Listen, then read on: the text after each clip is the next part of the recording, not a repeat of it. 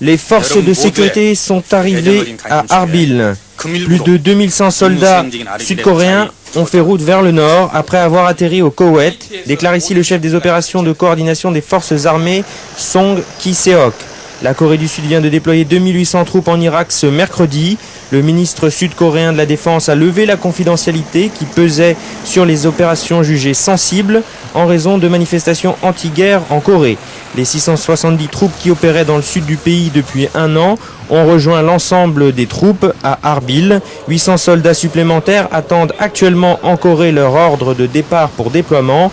Une fois le camp établi en novembre, un pont aérien déposera ces soldats. Malgré l'absence d'incidents majeurs lors du déplacement de plus de 1000 km depuis la frontière sud de l'Irak, les troupes ont dû désamorcer des explosifs aux abords de Tikrit et à l'arrivée sur la ville.